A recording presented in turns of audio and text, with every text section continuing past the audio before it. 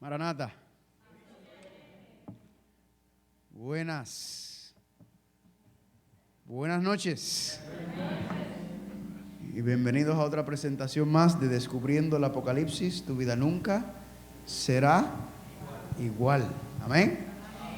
Así que el jueves siempre es el día que los hermanos y las hermanas de iglesia casi nunca vienen, ¿verdad? Así que si ustedes están aquí, ustedes están verdaderamente interesados en estudiar la palabra de Dios. Así que gloria a Dios por eso.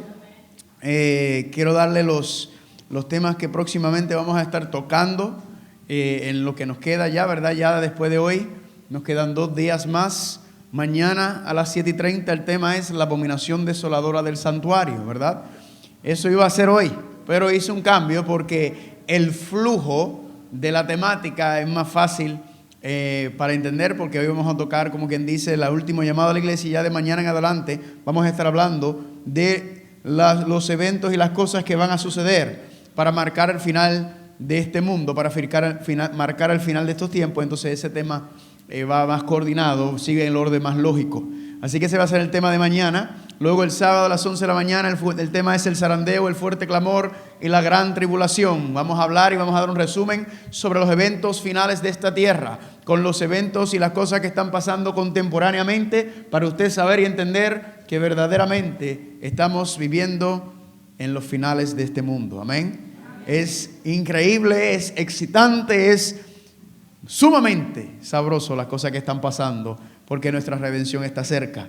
Amén. Entonces luego venimos a las 6 el sábado. El último tema es las llaves del abismo y el milenio de Apocalipsis. Vamos a hablar de lo que sucede antes del milenio, durante el milenio y después del milenio. Y terminamos con los últimos 3 capítulos de Apocalipsis. Amén. Pero el tema de hoy es: ¿estoy durmiendo o estoy velando? Yo me voy a postrar para pedir la dirección del Señor. Si usted quiere y puede acompañarme, por favor, hágalo conmigo.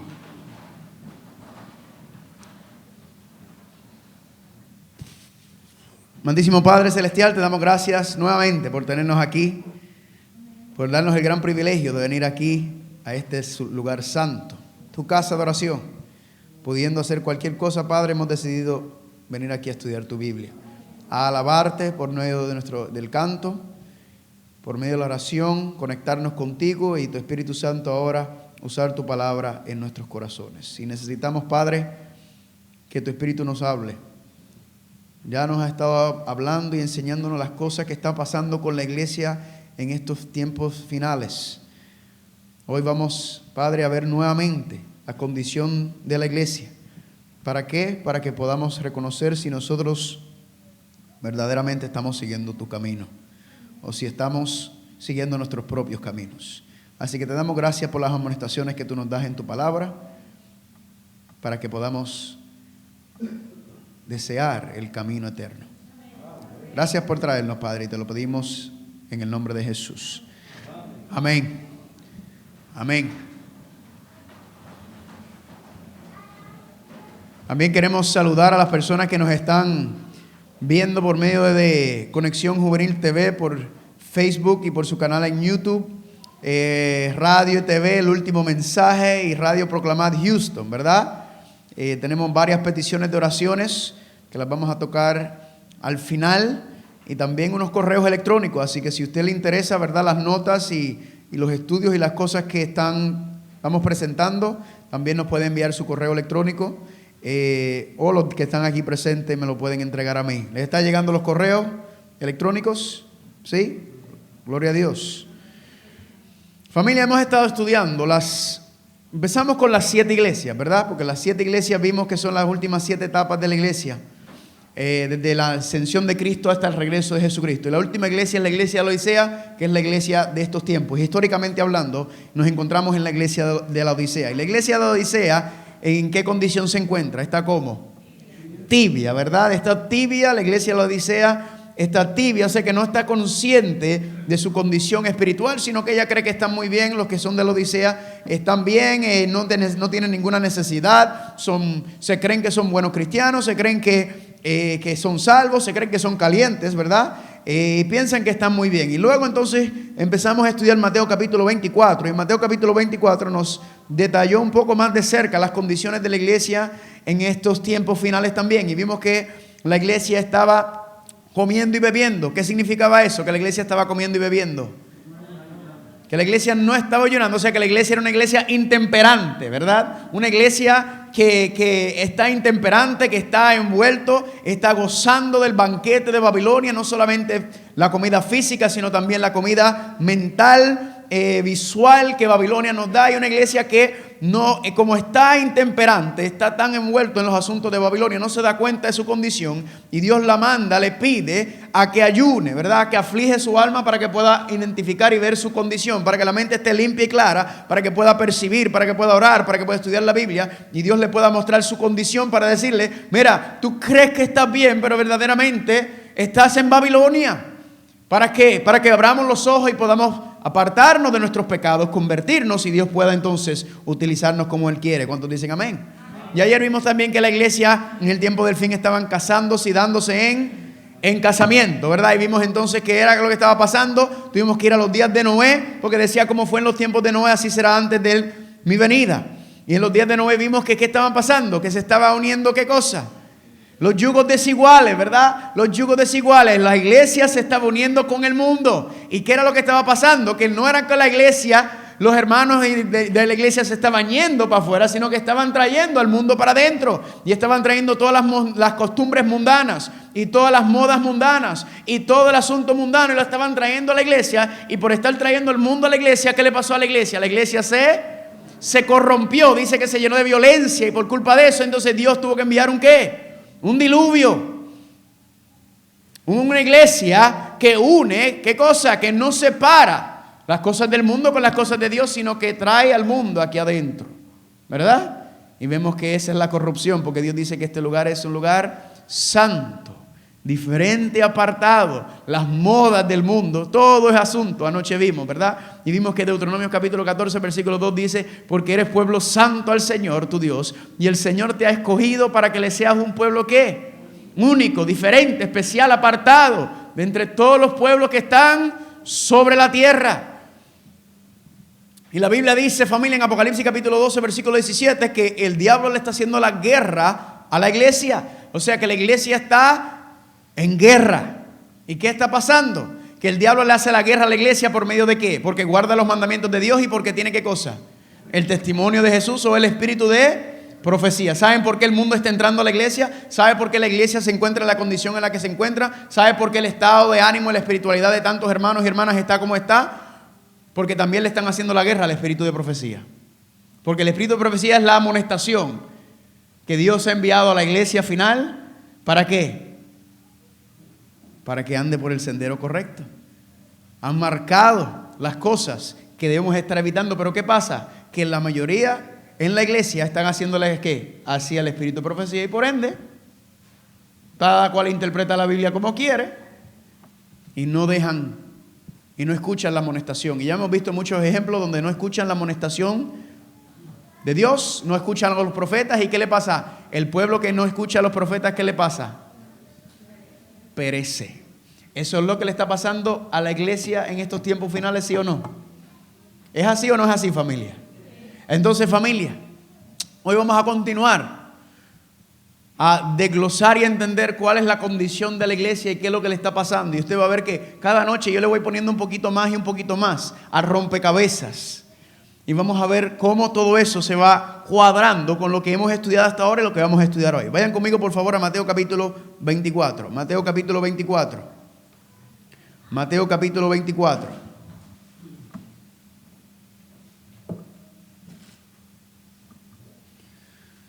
Mateo capítulo 24, estábamos ayer en versículo 35. Mateo capítulo 24, versículo 35, por favor. Amén. Dice: el cielo y la tierra pasarán, pero las palabras de Dios nunca pasarán. O sea que este cielo y esta tierra vieja van a pasar, pero el día y la hora nadie sabe, ni a los ángeles de los cielos, sino solamente ¿quién? Mi Padre. Más, dice Cristo, que el cielo y la tierra van a pasar, pero nadie conoce el día ni la hora. Solamente cuando Cristo estaba aquí el Padre lo conocía. cuándo iba a ocurrir ese momento en donde el cielo y la tierra pasarán. Pero sí nos da las señales para estar advertidos, para estar preparados, para estar listos para cuando estas cosas sucedan. Versículo 37, más como en los días de Noé, así será la venida ¿de quién? Le dijo el hombre.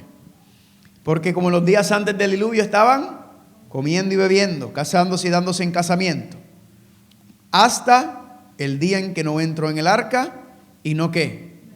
No entendieron. Así que ¿cuál era la condición de la iglesia? Que estaban comiendo y bebiendo, casándose y dándose en casamiento. No estaban pendientes, no estaban afligiéndose, no estaban humillándose, no estaban consagrándose, sino que estaban en los placeres y los deleites del mundo, ¿verdad? Y por eso no entendieron. ¿Qué no entendieron? Que venía juicio, que venía el diluvio. No escucharon a Jonás, no escucharon al profeta. No escucharon a su profeta. Y no entendieron hasta que vino el diluvio. ¿Entendieron después de que vino el diluvio? Sí, después que cayó el diluvio entendieron perfectamente lo que Noé estaba hablando pasó. Lamentablemente parece que eso es lo que va a pasar con esta iglesia. Cuando empiece el zarandeo, cuando empiece todas las cosas que van a pasar, vamos a ver hoy, según Mateo capítulo 25, que van a haber muchos que cuando empiecen esos eventos y cuando empiecen las cosas, entonces van a entender. Pero ya es muy tarde, dice aquí. Y se los llevó a todos, o sea, los destruyó a todos. ¿A quién se llevó el diluvio? ¿A quién destruyó? A los que estaban comiendo y bebiendo, casándose y dándose en casamiento. Así será también la venida del Hijo del Hombre. Entonces estarán dos en el campo, el uno será tomado y el otro será, ¿verdad? Uno será tomado por la destrucción, tomado por el diluvio, y el otro será dejado. Dos mujeres estarán moliendo en un molino. La una será tomada y la otra será dejada. Versículo 42. ¿Cuál es la primera palabra? Velad. ¿Cuál es el llamado a la iglesia? A velar. Velad pues, porque no sabes a qué hora ha de venir vuestro Señor. Así que el llamado a la iglesia es hacer ¿qué? A velar. Ahora, la pregunta es, ¿qué significa velar? ¿Qué significa velar? ¿Qué significa eso para nosotros? Porque Cristo nos dice que estemos velando por estas cosas.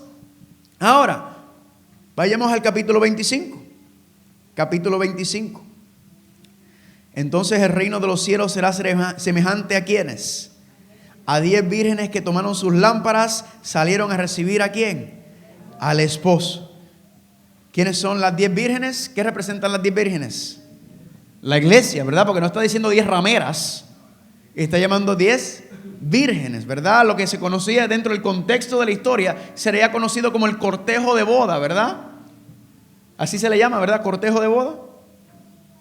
Y tomando sus lámparas, ¿qué representa la lámpara? La palabra, lámpara es a mis pies, tu palabra, y lumbrera en mí. Así que esto está confirmando que está hablando de la iglesia. 5 de ellas eran prudentes y 5 eran insensatos. O sea, había un grupo en la iglesia prudente y un grupo en la iglesia insensatos. Las insensatas, tomando las lámparas, no consiguieron ¿qué cosa? Aceite. ¿Qué representa el aceite en la palabra de Dios? El Espíritu Santo. ¿Y qué hace el Espíritu Santo? ¿Qué hace el aceite literalmente? El aceite mantenía ¿qué encendido? La llama, el fuego, la luz, ¿verdad? El Espíritu Santo. Entonces la vida del ser humano, ¿qué es lo que hace el Espíritu Santo? El Espíritu Santo va iluminando la gloria de Dios por medio de nosotros, amén. Purificando, limpiando, para que se refleje la gloria de Dios. Pero ¿qué pasó con las insensatas? Que no tomaron consigo aceite. Mas las prudentes tomaron aceite en sus vasijas juntamente con sus lámparas. Así que ¿cuál es la diferencia entre las insensatas y las prudentes? Unas tenían aceite y las otras no tenían aceite. Y tardándose el esposo, cabecearon ¿cuántos? Todas cabecearon y se durmieron. O sea, las 10 vírgenes, los dos grupos cabecearon. Y los dos grupos, ¿qué pasó? Durmieron. Pero noten que interesante que a la medianoche se oyó ¿qué cosa? Un clamor. La Biblia habla de que va a haber un fuerte clamor. Aquí viene el esposo, salida ¿a qué? A recibirle, ¿verdad? Se predica el fuerte clamor. Entonces todas aquellas vírgenes se levantaron y arreglaron sus lámparas. Noten que todas durmieron, pero también todas ¿qué? Todas levantaron. ¿Cierto o falso? ¿Eso no es así? Todas se levantaron. Versículos 8. Y las insensatas dijeron a las prudentes: danos de vuestro aceite, porque nuestras lámparas se apagan. Mas las prudentes respondieron diciendo: para que no nos falte a nosotras y a vosotras, id más bien a los que venden y comprad para vosotras mismas. Pero mientras ellas iban a comprar, vino el esposo. ¿Quién es el esposo? Cristo. Llegó el esposo. Y las que estaban preparadas entraron con él a las bodas y se cerró la puerta. Cuando se cerró la puerta, ¿qué representa eso? El fin de la gracia, ¿verdad? Se acabó la intercesión, no hay más. Después vinieron también las otras vírgenes diciendo: Señor, Señor, ábrenos. Pregunta: ¿las insensatas despertaron? Sí. ¿Querían ellas ir con el esposo? Sí. Por eso es que cuando usted pregunta en la iglesia y usted le pregunta ¿cuántos quieren ir al reino de los cielos? Todos levantan la mano. Cuando usted hace un llamado, ¿quién se quiere salvar? Párese, todo el mundo se para. Pero la Biblia dice que son muy pocos los que entrarán, porque el camino de la salvación es estrecho y pocos andarán, y el camino de la perdición es ancho y muchos van a pasar. ¿Usted por qué camino anda? Todo esto es para entender por qué camino estamos andando. Porque si estamos en el camino estrecho, en el camino cómodo, en la intemperancia, viviendo y comiendo y bebiendo y dándonos la buena vida, entonces estamos en el camino de la perdición. Porque Cristo dice que no todo el que me diga Señor, Señor, entrará al reino de los cielos. ¿Están conmigo? Versículo 12. Mas él, o sea el esposo, respondió diciéndole: de cierto os digo que no os conozco. Y mire lo que le dice el esposo. Ahora, velad pues, porque no sabes el día ni la hora en que el Hijo del Hombre ha de venir. Así que, ¿qué nos dice el esposo a nosotros? El esposo, Cristo, nos está tratando de hablar, familia. Nos está tratando de hablar por medio de su palabra, por medio del mensaje de Mateo 24 y 25, por medio del Apocalipsis. Nos está diciendo a nosotros que estemos velando, porque no sabemos cuándo van a ocurrir estas cosas. No sé cómo más claro Cristo nos puede hablar y decir: por favor, estén pendientes, por favor. Dice Apocalipsis 3:3: acuérdate pues de lo que has recibido y oído, y guárdalo y arrepiéntete, pues si no velas, vendré sobre ti como ladrón y no sabrás a qué hora vendré sobre ti. Cristo nos está diciendo que velemos. Ahora, la pregunta es: ¿qué es velar? Porque nosotros podemos entender lo que es velar dentro de nuestra mente occidental, pero lo que a mí me encanta de la Biblia es que la Biblia se explica solo. Y me gusta dejar que la Biblia sea la que nos explique exactamente estos conceptos como lo que es velar. Y miren estos versículos que interesante, que nos explican de diferentes maneras lo que significa cuando Cristo le dice a la iglesia y cuando Cristo te dice a ti y a mí que velemos. Mira qué interesante. Marcos capítulo 13, versículo 32. Pero de aquel día y de la hora nadie sabe, ni aun los ángeles que están en los cielos, ni el Hijo, sino el Padre. Mirad, velad y orad, porque no sabes cuándo es el tiempo. Aquí expande un poco lo que es velar, sino también que estemos ¿qué? Mirando, que estemos orando. Dice Primera de Pedro 4:7: mas el fin de todas las cosas se acerca. Sed pues ¿qué? Sobrios y velad en ¿qué? Velad en oración. Así que velad se asocia con ¿qué? Con una iglesia que está en oración y con una iglesia que está ¿qué? Sobrio. ¿Por qué sobrio? Porque Babilonia, ¿cómo están? Ebrio, dice Apocalipsis capítulo 17, tiene el mundo embriagado, comiendo y bebiendo el gran banquete de Babilonia. Y Dios le dice a su iglesia: no sean intemperantes, sino seamos ¿qué? Sobrios, velando y orando en todo momento. ¿Están conmigo? Y mira lo que dice aquí 1 de Pedro 5:8: sed sobrios y ¿qué? Ahora la pregunta es: ¿por qué tenemos que ser sobrios y velar en oración? Pues ya sabemos que tiene que ver con que Cristo va a regresar, pero hay algo entre medio de su regreso que nos está tratando de decir: sed sobrios y velad en oración. ¿Por qué? Mira lo que dice aquí. ¿Por qué? Porque vuestro adversario, el diablo, como león rugiente, anda alrededor buscando a quien ¿qué? Así que el llamado es ¿a qué? A ser sobrios y a velar en oración. ¿Por qué? Porque el enemigo está tratando de devorar a cada ser humano. Y si no estamos pendientes y sobrios con lo que va a pasar, con lo que el enemigo está haciendo, entonces no podremos ¿qué? No podremos irnos con el esposo. ¿Están conmigo? Ahora la pregunta es, ¿cómo es que el enemigo anda buscando, tratando de devorar a las personas? Pues ya hemos visto algunos ejemplos, ¿verdad que sí? El diablo está tratando de hacer ¿qué? El diablo está tratando de que usted no tenga una relación con Cristo. El diablo está tratando de que usted no tenga una relación íntima con el Señor. El diablo quiere que tú estés comiendo y bebiendo. El diablo quiere que tú andes por ahí pendiente de los afanes y los deleites de la vida y del mundo, pendiente a las cosas, porque él sabe que si tú estás haciendo esas cosas y tú no estás enfocado en tu relación con Cristo, entonces él tiene poder sobre ti. Como vimos ayer, ¿se acuerdan?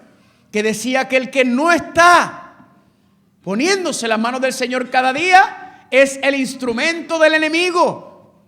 ¿Por qué? Porque el único que nos puede dar la victoria sobre nuestra naturaleza carnal es Cristo.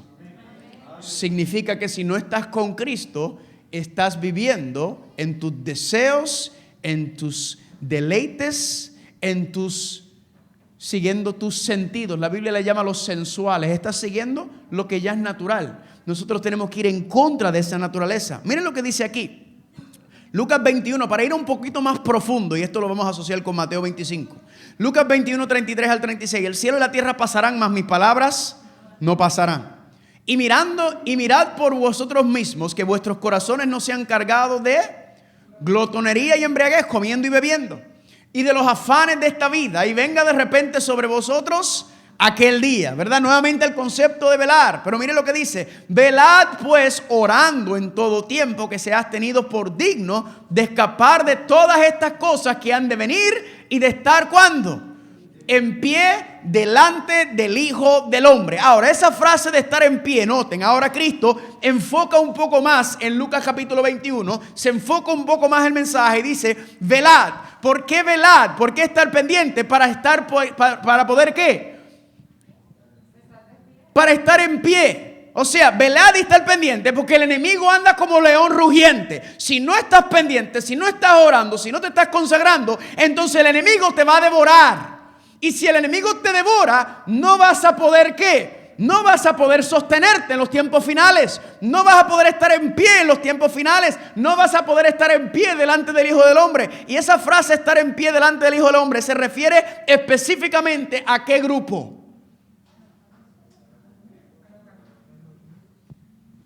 Apocalipsis capítulo 6. Apocalipsis capítulo 6. Apocalipsis capítulo 6. ¿A qué grupo se está refiriendo cuando dice: estad en pie delante del Hijo del Hombre? Apocalipsis capítulo 6. En el capítulo 6, versículo 12, aparece el sexto sello. Si ustedes notan algo muy interesante, entre el sexto sello, dice en el versículo 15. ¿Están ahí? Apocalipsis 6:15 dice: los reyes de la tierra y los grandes, los ricos, los capitanes, los poderosos y todo siervo, todo libre se escondieron en las cuevas y entre las peñas de los montes. La pregunta es: ¿por qué todos los reyes de la tierra, todos los grandes, todos los ricos, todos los capitanes se están escondiendo entre las cuevas y entre las peñas? Versículo 16. Y mira lo que decían ellos: y decían a los montes y a las peñas: caed sobre nosotros y escondernos ¿de quién? Del rostro de aquel que está sentado sobre el trono y de la ira del Cordero. ¿Quién es el que está llegando? Cristo, porque el gran día de su ira ha llegado. ¿Y quién podrá sostenerse en pie? ¿Quién podrá estar en pie cuando el Hijo del Hombre, cuando Cristo se manifieste y regrese? Ahora usted quizás tiene un poco más de claridad en entender cuando se está hablando de velad, exactamente a quién se está refiriendo. Porque la contestación a la pregunta ¿quién podrá sostenerse en pie? No te contesta en el capítulo 6, sino se contesta en el capítulo 7. El capítulo 7 completo es la contestación a la pregunta del versículo 17. ¿Quién podrá sostenerse en pie? Y la respuesta es ¿quién? Los 144,000. ¿Están conmigo? Ahora noten cómo el enfoque del mensaje final está diciendo: en el final del tiempo la iglesia estará comiendo y bebiendo, casándose y dándose en casamiento. Pero necesito que mi iglesia esté velando, que esté orando, que esté sobrio para no caer en los engaños del diablo. Porque si se mantienen firmes y no caen en los engaños del diablo, entonces podrán estar en pie delante del Hijo de Dios. Amén. Podremos entonces nosotros ser victoriosos en el final cuando Cristo venga y no caer en el engaño del diablo, porque dice Apocalipsis 17 que toda la tierra está embriagada con el vino de Babilonia. Todo el mundo está embriagado, menos ¿quiénes? Los que están ¿qué? Velando, sobrios, orando. ¿Están conmigo? ¿Cuántos dicen amén?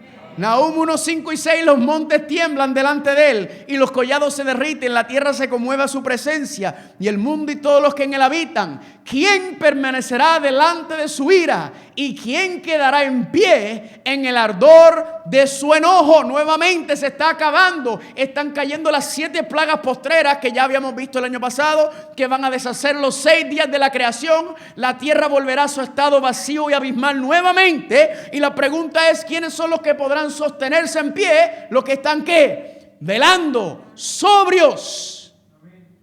Los que están orando, los que se están consagrando. ¿Están conmigo, amén? Noten cómo se va enfocando el mensaje. Ahora, familia, hay otra dimensión al concepto de velad. Y este es un concepto que muy poco y muy rara vez se habla, pero es de suma importancia y lo hemos estado hablando durante toda esta semana, pero ahora vamos a hacerle un énfasis y vamos a ponerle un nombre y un título. ¿Están conmigo? Vayan conmigo por favor a Mateo capítulo 26.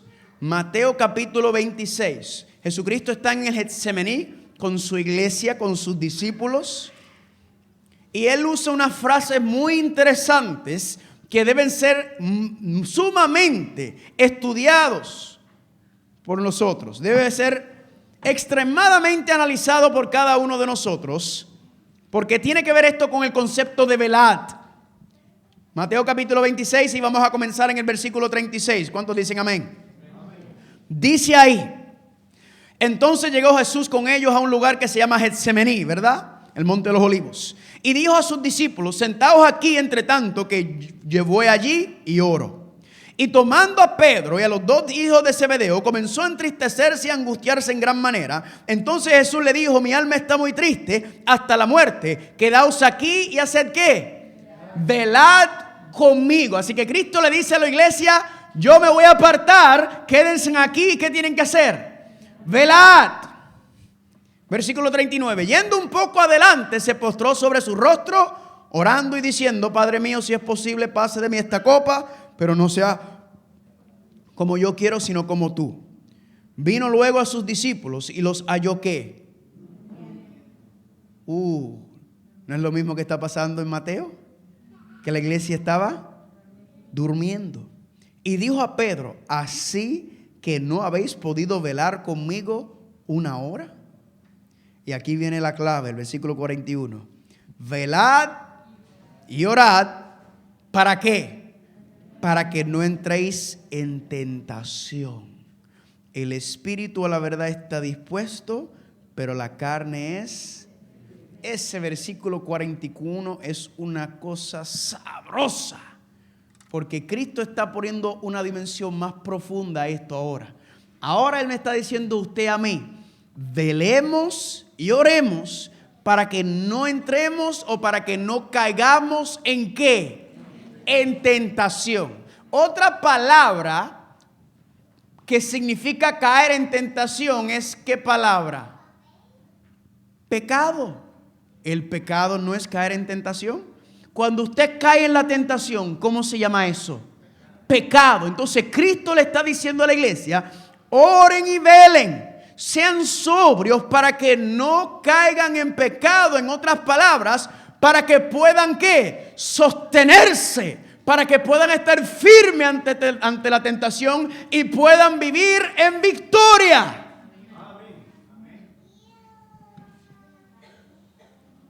Pero el espíritu, la verdad, está dispuesto y la carne es débil.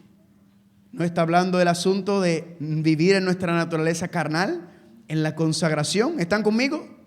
Ahora, familia, quiero decirle que el problema no es la tentación. El problema es la corrupción. ¿Están conmigo? El problema no es la tentación, el problema es la corrupción. El problema es que usted y yo hemos nacido en pecado, como dice Salmo 51. Hemos nacido en pecado, por ende, tenemos una predisposición, ¿verdad? Ya nacemos con el virus en la computadora. Ya nacemos cojeando, ya nacemos deficientes, ya nacemos con un amor hacia el pecado y a la carne. ¿Y qué es lo que quiere Dios? Dios quiere darnos ¿qué cosa? La victoria sobre el pecado, porque el problema en este mundo es que el pecado, y el pecado es el egoísmo. Ahora, Dios por medio del santuario nos ha provisto el plan para que nosotros no tengamos que vivir en pecado, para que nosotros no tengamos que caer en la tentación, para que usted pueda mantenerse en pie, firme ante el Señor. ¿Por qué? Porque el pecado ha quitado nuestra fuerza de voluntad y Dios creó el plan de salvación por medio del santuario para devolvernos esa fuerza de voluntad para que podamos decirle que no al pecado. Para que podamos mirar la tentación y decirle no. ¿Están conmigo? Vayan conmigo a Santiago capítulo 1. Santiago capítulo 1. Vamos a profundizar un poquito más. Santiago capítulo 1, versículo 13. Alguna gente piensa que la tentación es lo peor. No, la tentación no es lo peor. Lo peor es nuestra naturaleza carnal. Eso es lo peor y mira cómo lo dice aquí. Santiago capítulo 1 versículo 13. Cuando alguno es tentado, no diga que es tentado de parte de Dios, porque Dios no puede ser tentado por el mal, ni Él tienta a nadie. Sino que cada uno es tentado cuando de su propia ¿qué? Su propia concupiscencia es atraído y seducido. Esa palabra concupiscencia aparece en varias partes en la Biblia y básicamente se está refiriendo a nuestra naturaleza carnal, ¿verdad? Al apetito desordenado, al apetito de placentero, sensual, a los deseos depravados de la carne que son producto del pecado en nuestra vida, en el cual usted y yo hemos nacido, ¿verdad? Dice aquí sino que cada uno es tentado cuando su propia ¿qué? Concupiscencia, naturaleza caída, pecaminosidad es atraído y seducido. Así que ¿qué hace la tentación? La tentación acaricia ¿qué cosa? Nuestra naturaleza carnal. ¿Están conmigo? La tentación juega, provoca a nuestra naturaleza carnal. Entonces, versículo 15, la concupiscencia después que ha concebido, en otras palabras, la concupiscencia después que le ha hecho caso a la tentación, después que le ha dado lugar a la tentación, ¿qué pasa? La concupiscencia después que ha concebido da luz a ¿qué cosa? Al pecado. Y el pecado siendo consumado da luz a la muerte, porque la paga del pecado es cada uno de nosotros nació con una sentencia de muerte. Cada uno de ustedes y yo, cada ser humano nace ya destinados a la muerte. Pero Cristo, dice la Biblia, ha predestinado a muchos seres humanos para la vida eterna. Ahora, dice aquí que la tentación cosquillea, alimenta nuestra carnalidad. Y la tentación cuando le da ese empuje, cuando la provoca, entonces la carnalidad ¿qué hace? Se levanta, ¿verdad? ¿Y qué sucede entonces? Cuando somos seducidos por la tentación, caemos en pecado. ¿Están conmigo? ¿Están conmigo? Lo estoy diciendo poco a poco. Mucha gente piensa que la tentación es pecado. No, la tentación no es pecado. El caer en la tentación es pecado. Y les voy a dar un ejemplo perfecto. Vayan conmigo a Génesis capítulo 4. Génesis capítulo 4. Génesis capítulo 4 nos lo explica de una manera sabrosa. En Génesis capítulo 4 tenemos la situación de Caín y de Abel, ¿verdad? Dice aquí en el versículo 3, Génesis 4:3. Es importante que entendamos la diferencia entre la tentación y el pecado para que podamos entender cómo obtener la victoria sobre el pecado. Dice ahí, aconteció andando el tiempo que Caín trajo del fruto de la tierra una ofrenda al Señor. Y Abel trajo también de los primogénitos de sus ovejas, de lo más gordo de ellas, y miró el Señor con agrado a Abel y a su ofrenda, pero no miró con agrado a Caín y a la ofrenda suya. Y se ensañó Caín en gran manera y decayó su semblante. ¿Alguien tiene otra palabra que se utiliza para decir que se ensañó Caín? Se enojó, se enardeció, ¿verdad? ¿Por qué se molestó Caín? Porque Dios no aceptó su ofrenda. ¿Esa fue la razón? ¿Qué fue lo que pasó? Abel llevó ¿qué cosa? Abel obedeció a Dios. Abel adoró a Dios como Dios se lo pidió, ¿verdad? De acuerdo a su palabra. Pero Caín quiso adorar, obedecer a Dios como a él le gustó, como a él se le antojó, lo que le convenía a él. Como muchos cristianos hoy en día. A mí no me conviene lo que dice aquí. Y yo quiero hacer las cosas a mi manera. Y como Dios conoce mi naturaleza carnal, Dios me va a salvar. ¿Sabe cómo se llama eso? Presunción. Presunción es usted saber y estar consciente de su naturaleza carnal y decir, bueno, Dios me conoce así y pues así Dios me va a salvar. Eso es presunción. Y conozco muchos cristianos que andan por ahí muy presumidos, que creen, no, pues que yo soy así, como mi naturaleza, como yo soy un hombre y los hombres hispanos son mujeriegos, pues es mi naturaleza, Dios la conoce y yo voy a seguir viviendo en él. Presunción, porque Dios te salva de tus pecados, no en tus pecados. Amén. Sigue diciendo. Se ensañó Caín en gran manera y decayó su semblante. Versículo 6. Entonces el Señor dijo a Caín, ¿por qué se ha ensañado? ¿Y por qué ha decaído tu semblante? Si bien hicieres, no serás enaltecido. Y si no hicieres bien, ¿qué cosa? El pecado está a la puerta. Con todo esto, a ti será su deseo. ¿Y tú qué? Tú te enseñorearás de él. En otras palabras, tú te estás dejando llevar por las concupiscencias. Pregunta, el mal concepto de Caín, lo que tenía Caín en la cabeza, ¿era pecado? No, era tentación. Esa ira que él creó, ese odio que él estaba empezando a sentir, ¿fue qué? Fue tentado por su carne, porque Dios le dijo, el pecado está ¿dónde? En otras palabras, si sigues alimentando esos pensamientos que tienes, el pecado te va a dominar. Y sigue diciendo, y dijo Caín a su hermano Abel, salgamos al campo. Y aconteció que estando ellos en el campo, Caín se levantó contra su hermano Abel y lo pregunta. ¿Caín le hizo caso a Dios? ¿Se apartó él de sus malos pensamientos? ¿Se apartó él de esos deseos que le estaban naciendo en contra de su hermano Abel? Porque si usted nota, él no estaba molesto necesariamente con Dios. Él se molestó ¿con quién? Con Abel. ¿Por qué? Porque Abel hizo lo correcto. Él no vio, porque si se hubiera molestado con Dios y hubiera dicho la cosa que hice estoy mal y Dios no fue justo conmigo, pues en algún momento se hubiera arrepentido. Pero él está diciendo, aquel, por culpa de él, es que yo estoy en esta condición. Y empezó a nacer en él, le empezó a ser tentado por su concupiscencia y le pregunta, ¿se entregó él a la tentación, sí o no? Sí, ¿por qué? ¿Cómo lo sabemos que se entregó a la tentación? Porque mató a Abel.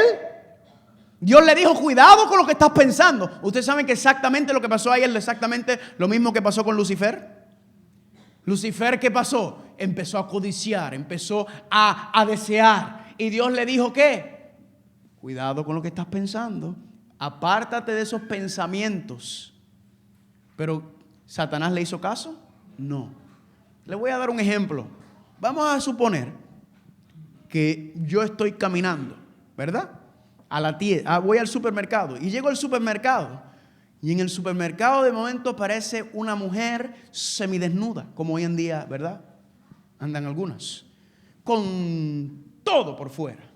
Pues yo estoy caminando de lo más feliz y rampante. Bueno, vamos a ponerlo un poco diferente. Me gusta este ejemplo más. Vamos a suponer que vine a la iglesia, como me ha pasado muchas veces, y me siento ahí atrás. Como cuando yo estaba nunca me olvido de esto, porque aquí entendí el problema con el tema de ayer, con cómo uno se viste, cómo uno se está presentando, especialmente cuando uno se llama hijo o hija de Dios. Y yo vengo y me siento, vamos a suponer que me siento en la iglesia, hoy en Houston.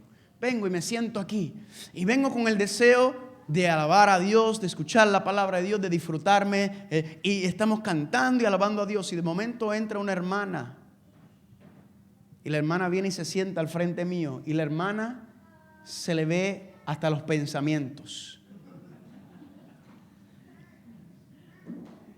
Porque si es una invitada, usted se lo perdona, ¿verdad?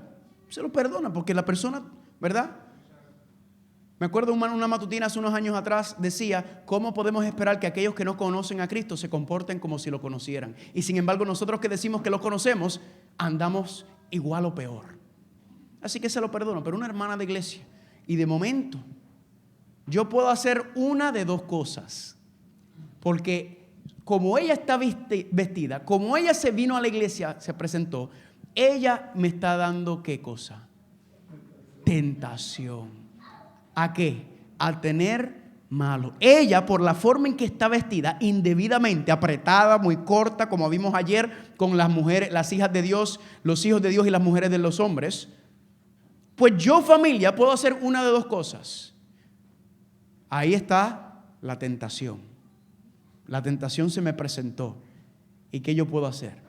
Alimentar la tentación, seguir mirándola, y si yo la sigo mirando, ¿qué va a pasar? Pecado. ¿Están conmigo? Empiezo a verla y empiezo a pensar, pero cosas que alimentan mi concupiscencia. Y yo entonces, al alimentarlo, al permitir que la tentación me provoque, yo caigo en tentación. O lo que puedo hacer es otra cosa, que es lo que debería hacer. Irme a otro lugar, sentarme en otra parte. Mejor al frente de la hermana para no verla. ¿Me están entendiendo? Usted puede alimentar esa naturaleza carnal con la tentación que se le ha presentado y usted caer en ella. O usted se puede ¿qué? Decir, no, Señor, no quiero caer en pecado. ¿Me entienden? Escúcheme bien. Antes de usted ser un cristiano, antes de ser cristiano, la tentación te dominaba. La tentación está victoriosa en ti. Usted no puede hacer nada para evitarlo. Ahí está. Y usted no puede pelear con su naturaleza. Puede que diga que no una vez, pero usted va a caer eventualmente. Pero cuando usted se convierte en un hijo, en una hija de Dios, usted recibe algo que se llama el poder del Espíritu Santo. Y una de las cosas que hace el Espíritu Santo es que el Espíritu Santo, entre todas las obras maravillosas que hace, es que te devuelve la fuerza de voluntad. Te devuelve la habilidad y el poder de mirar la tentación y decir no. En otras palabras, al Espíritu Santo devolverme a mí la fuerza de voluntad, porque no me obliga a decir que no el Espíritu Santo. Yo tengo que tomar esa decisión.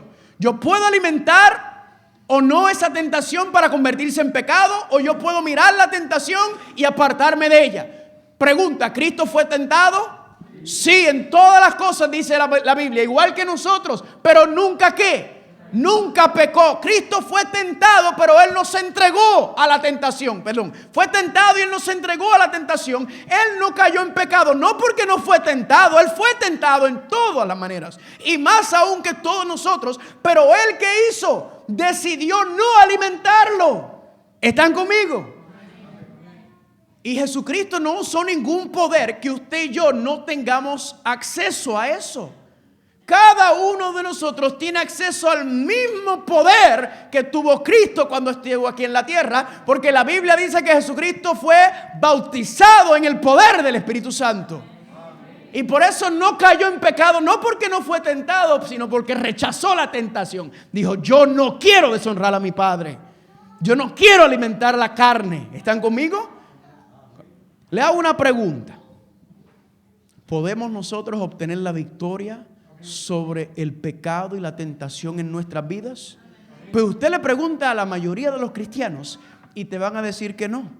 La mayoría de los cristianos dicen, no, es que vamos nosotros a seguir pecando y arrastrándonos espiritualmente y Cristo nos va a llevar en una grúa al reino de los cielos. Y quiero decirle que eso es imposible. ¿Saben por qué? Porque el plan de salvación enseña que el plan de salvación es que vamos a regresar ¿a dónde? A la presencia santa de Dios. Para nosotros entrar en la presencia de Dios, nosotros no podemos tener, ¿qué cosa? No podemos tener el pecado albergando en nuestras vidas. No podemos tener odio, vanidad, lujuria. No podemos, porque si entráramos en la presencia de Dios, con eso, ¿qué nos ocurriría? Seríamos consumidos. Por eso, familia...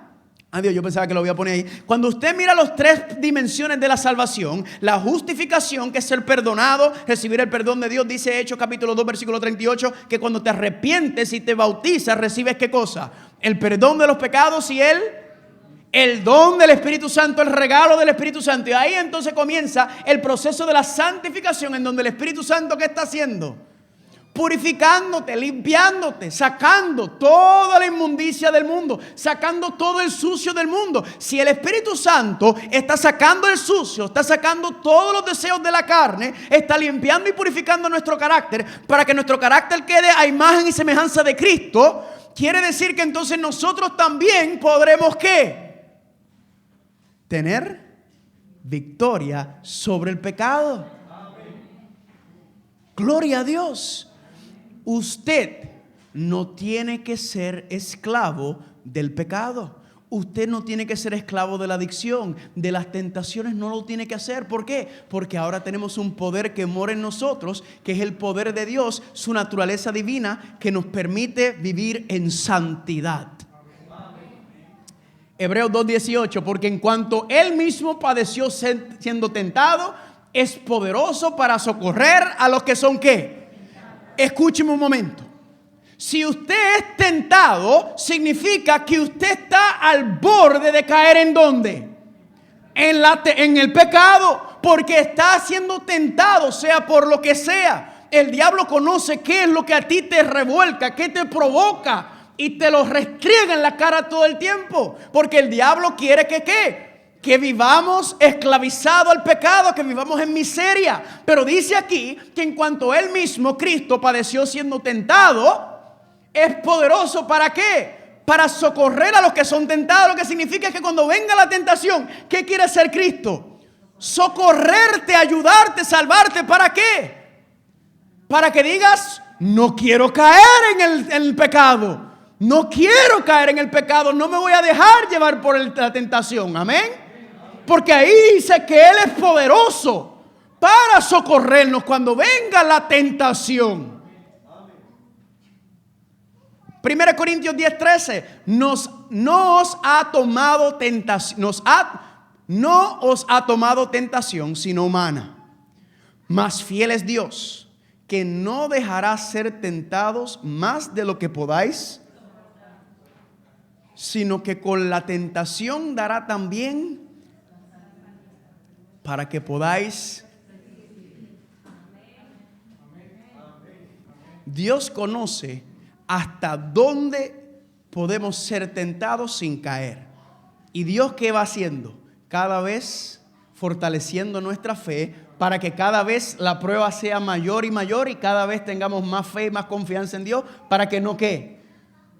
Para que no caigamos o podamos resistir. ¿Qué se llama resistir a la tentación? Resistir a la tentación se llama tener victoria sobre el pecado, poder decir que no. ¿Están conmigo? Porque si tú resistes la tentación, no caes en pecado. ¿Cuántos dicen amén?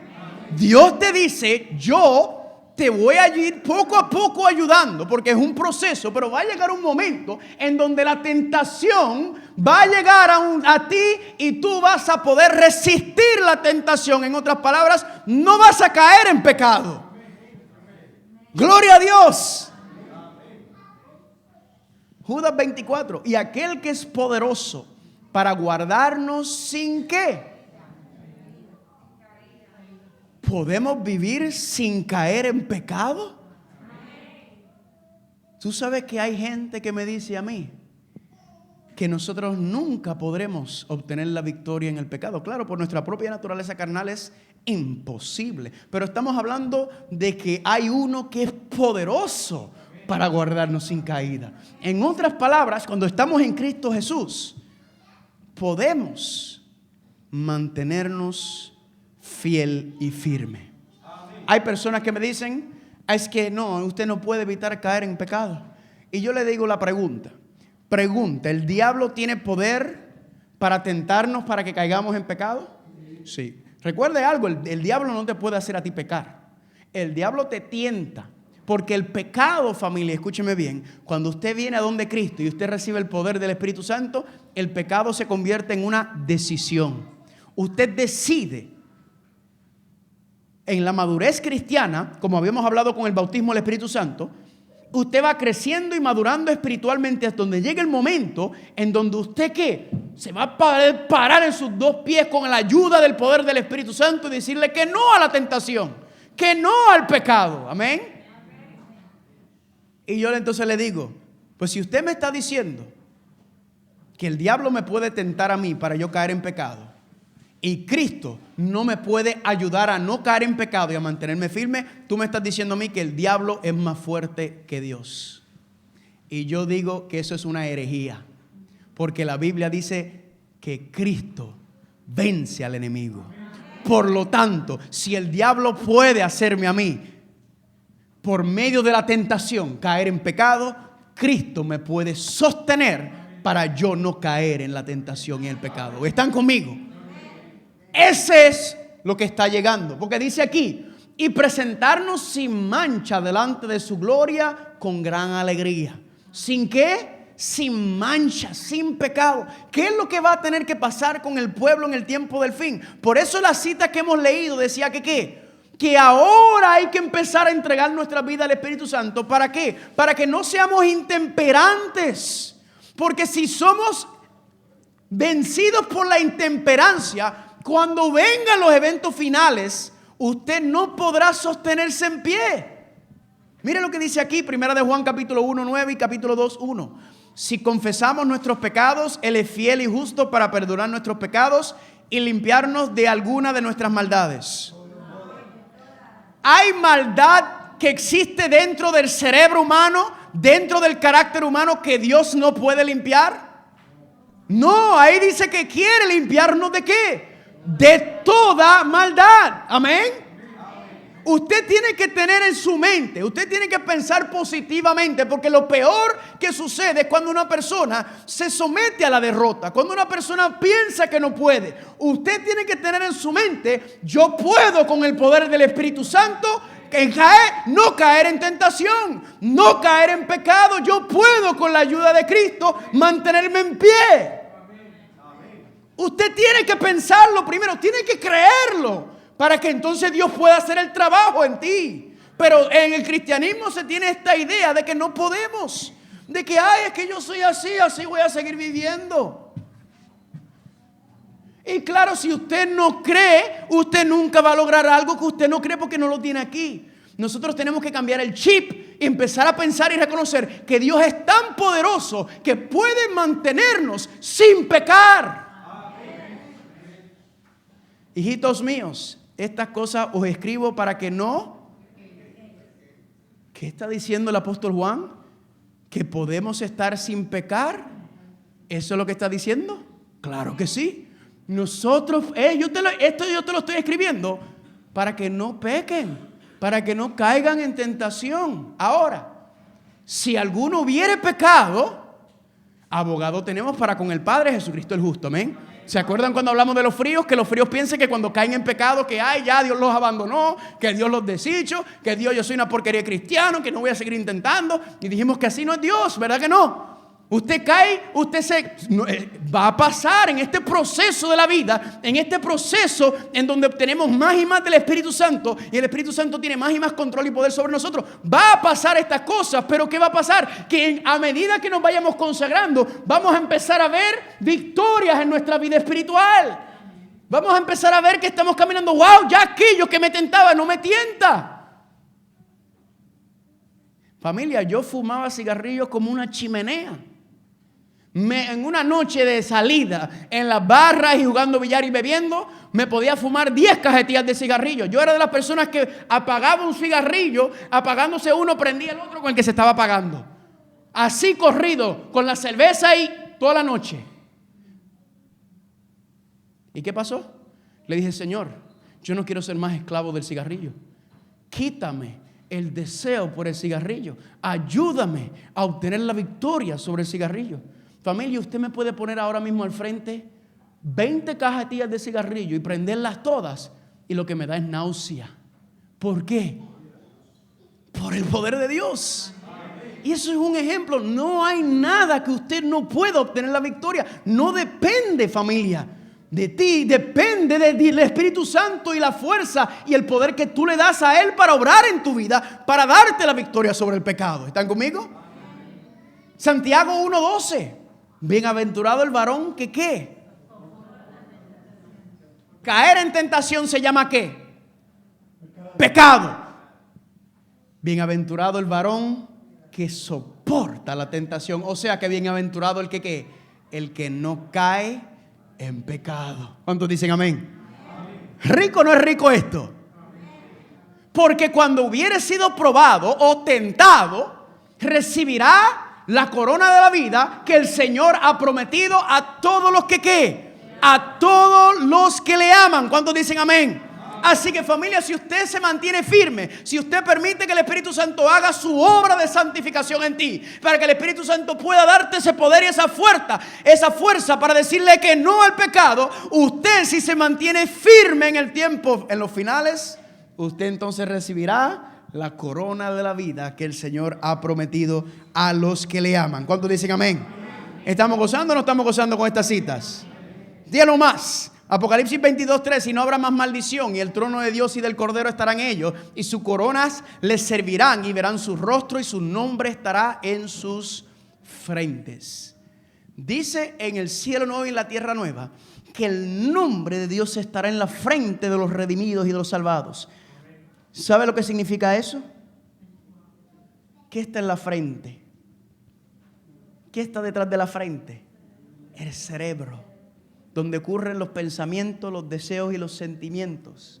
Lo que significa que los que van a estar y morar en la presencia de Dios es porque sus caracteres, el carácter ha sido restaurado, transformado a la imagen y semejanza de Dios. Y ese proceso, recuerden, no ocurre cuando Cristo venga. La Biblia dice en 1 Corintios capítulo 15 del 51 en adelante que Cristo viene a cambiar el cascarón viejo, el cuerpo. Esto, el carácter tiene que estar preparado ya. Pero ¿cómo podremos nosotros vencer la tentación? ¿Cómo podremos nosotros mantenernos en pie frente a la tentación y el pecado cuando somos tan intemperantes? Si usted no puede controlar la boca, usted nunca podrá controlar todas las otras tentaciones que le van a venir. Por eso es tan básico ese asunto de la alimentación, porque es la parte más débil del ser humano. Apocalipsis 14:12, aquí está la paciencia de los santos. Aquí está hablando después del mensaje de los 3 ángeles. Los que van a estar en pie. Aquí están los que guardan, los que tratan de guardar los mandamientos de Dios y la fe de Jesús. Lo voy a leer nuevamente. Aquí están los que tratan de guardar los mandamientos de Dios y la fe de Jesús.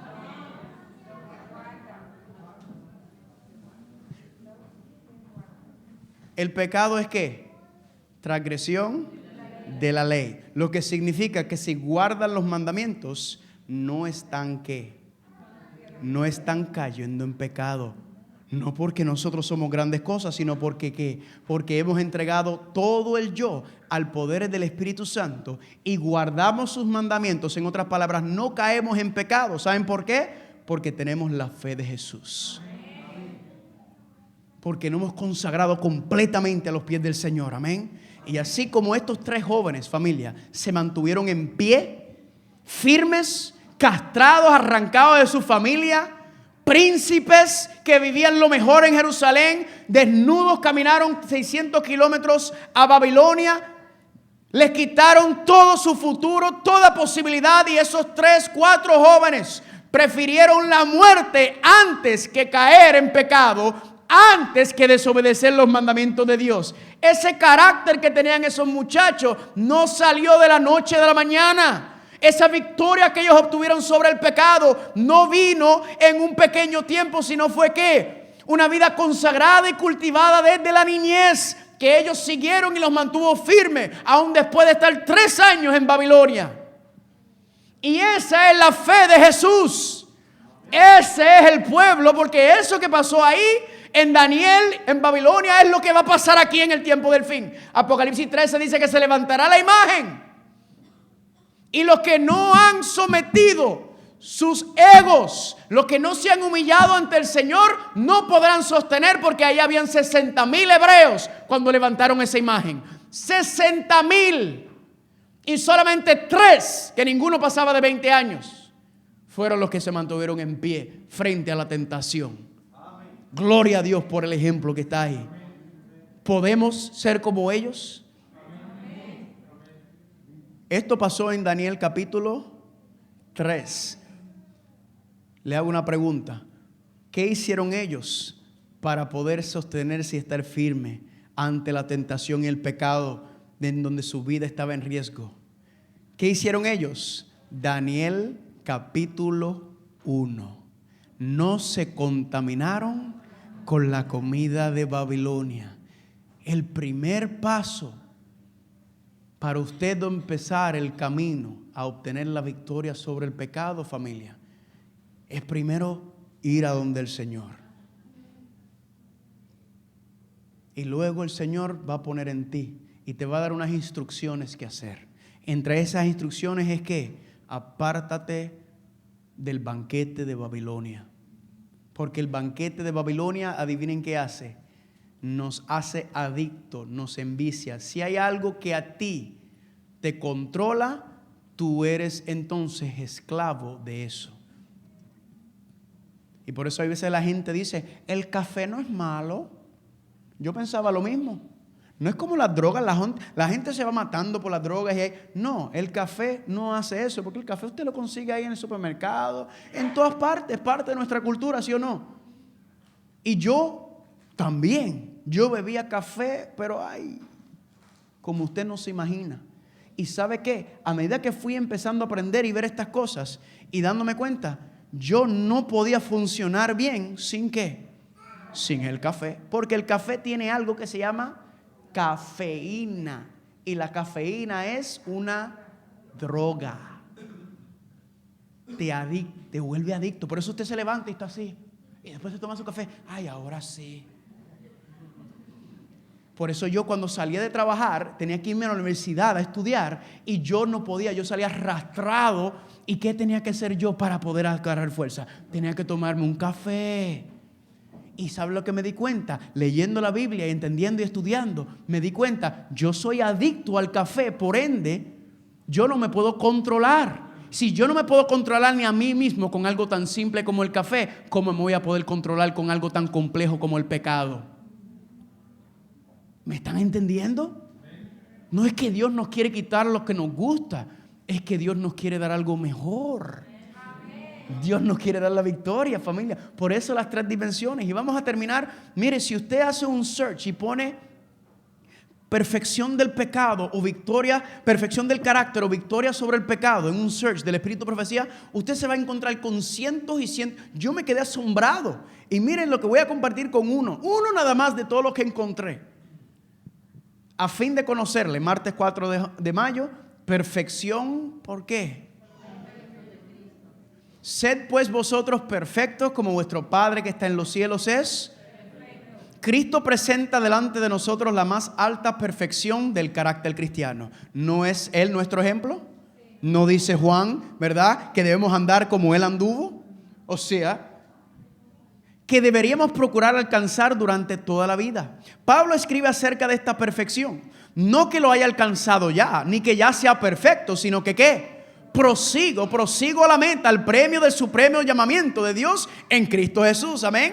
Todos estamos caminando hacia allá. Algunos vamos más rápido, otros vamos atrás, otros no estamos haciendo ningún esfuerzo. Estamos deleitándonos en el pecado. ¿Cómo podemos alcanzar la perfección especificada por nuestro Señor y Salvador Jesucristo, nuestro gran Maestro? ¿Podemos hacer frente a sus requisitos y alcanzar una norma tan elevada? ¿Podemos, pues? De lo contrario, Cristo no nos lo hubiera ordenado. Nadie dijo amén. Él es nuestra justicia. En su humanidad ha ido adelante de nosotros y ha efectuado para nosotros la perfección del carácter. Hemos de tener la fe en Él que obra por su amor y purifica el alma.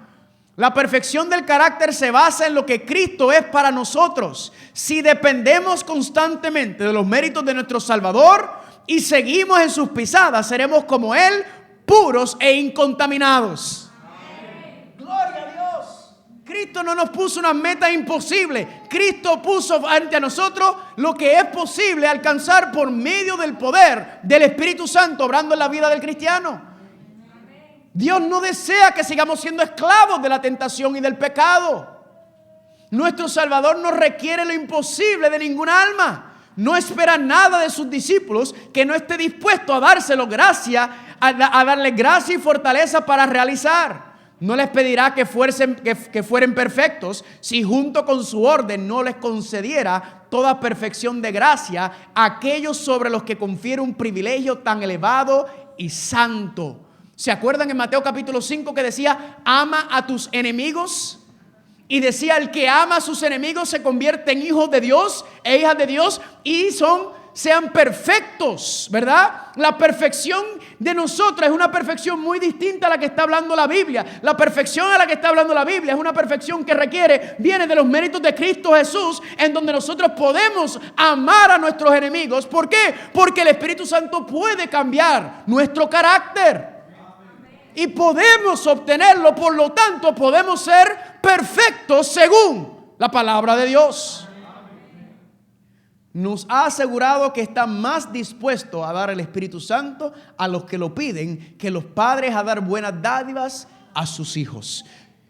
El Señor, por eso dice la Biblia que el Espíritu Santo gime, porque el Espíritu Santo nos ve revolcándonos en nuestros pecados, en nuestras adicciones, en nuestras debilidades, y el Espíritu Santo gime porque el Espíritu te está diciendo, yo quiero darte la victoria. Yo no quiero que sigas sufriendo por la esclavitud que existe. Yo quiero dártelo, pero nosotros ¿qué? Nos encanta alimentar la carne. Termina aquí. Nuestra obra es esforzarnos para alcanzar en nuestra esfera de acción la perfección que Cristo en su vida terrenal alcanzó en cada esfera del carácter.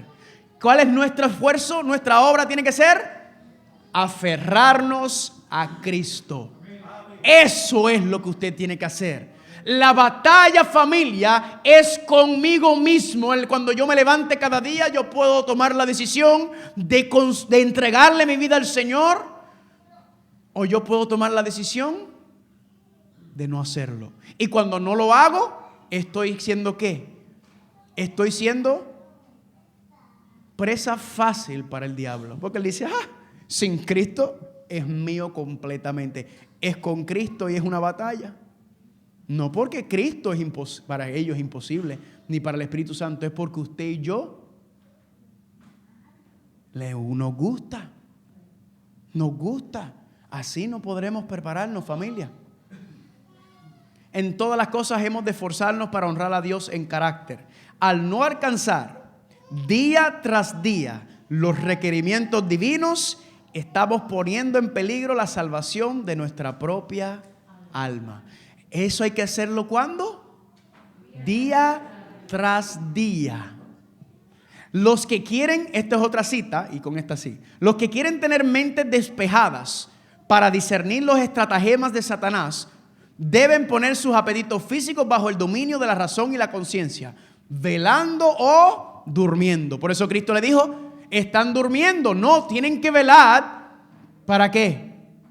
Para que no caigan en la tentación. O sea que si estás durmiendo es porque ¿qué? No estás entregando tu vida al Señor.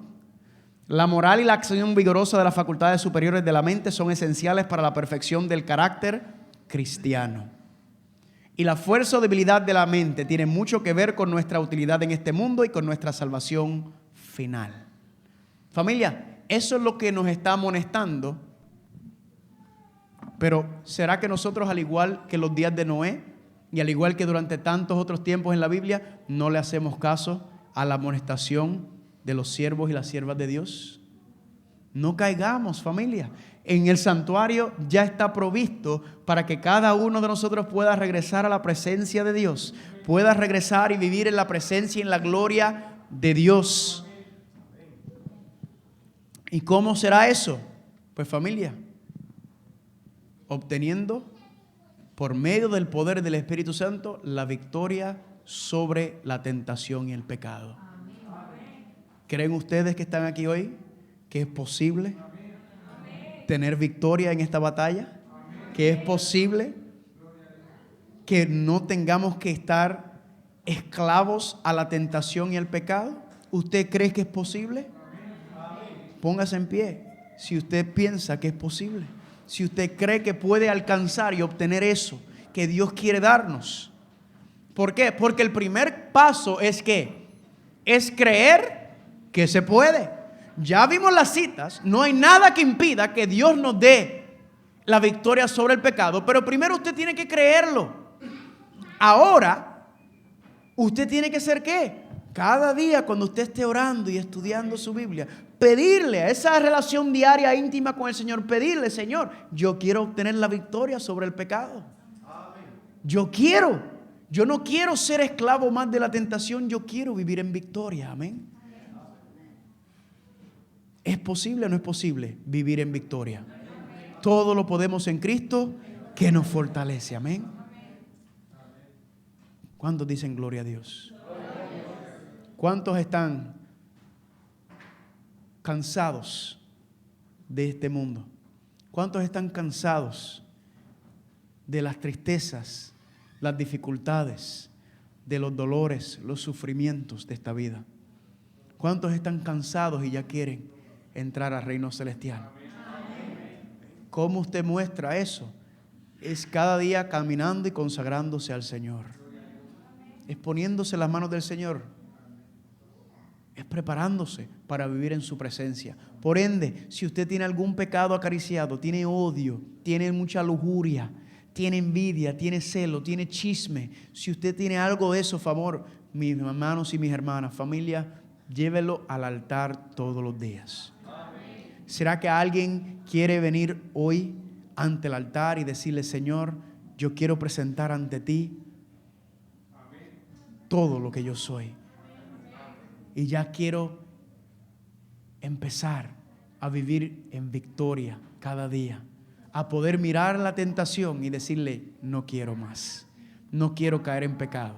¿Será que alguien quiere venir hoy para poner esa petición especial frente al altar del Señor y decirle, Señor, ya es suficiente, ya quiero prepararme, ya quiero comenzar el proceso para vivir en la santidad de Dios? Amén.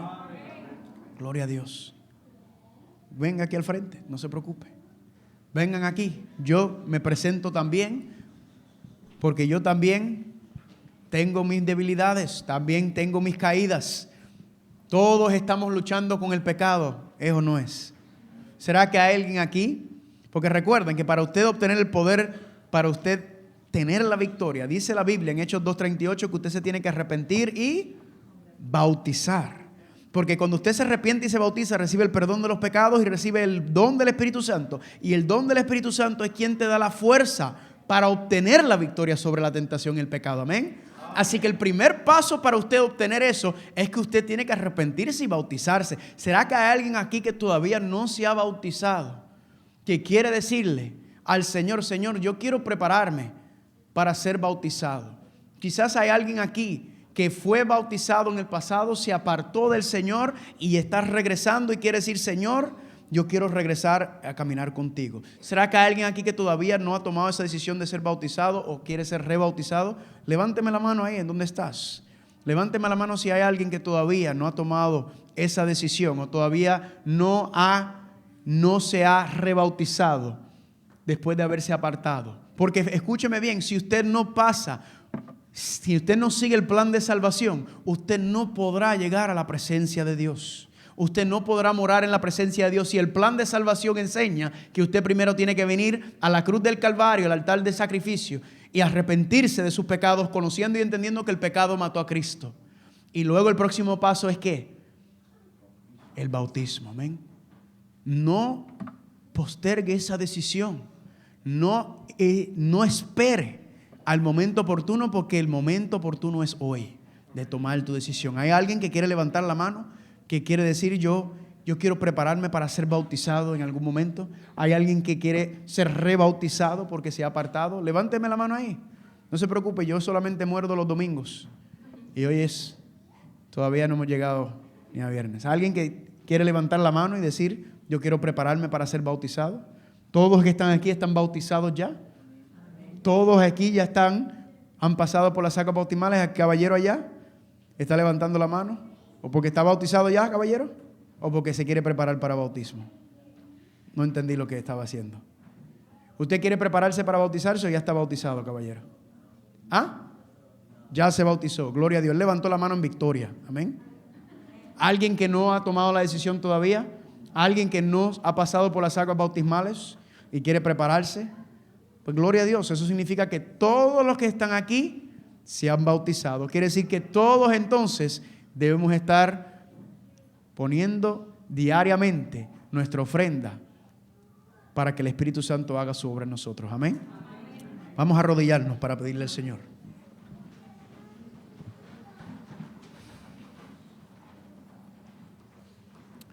Padre Santo, te damos gracias porque tu palabra es poder. Y en él podemos mirar tus promesas y podemos mirar el plan que tú tienes para nosotros. Y sabiendo que el pecado ha sido lo que ha traído decadencia y sufrimiento a la raza humana, por medio del poder del Espíritu Santo, tú nos prometes la victoria sobre la tentación y el pecado.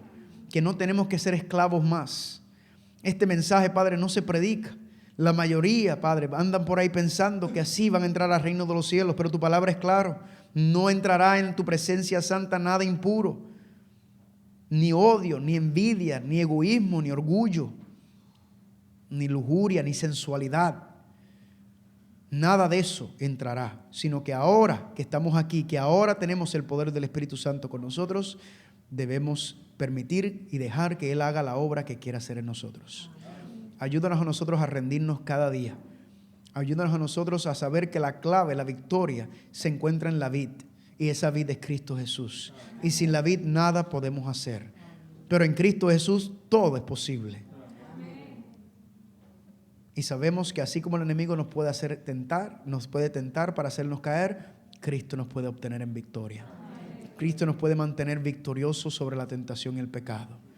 Y tú estás esperando un pueblo limpio, sin mancha, que se levante en estos tiempos del fin y le enseñe al resto del mundo lo que es vivir en victoria contigo.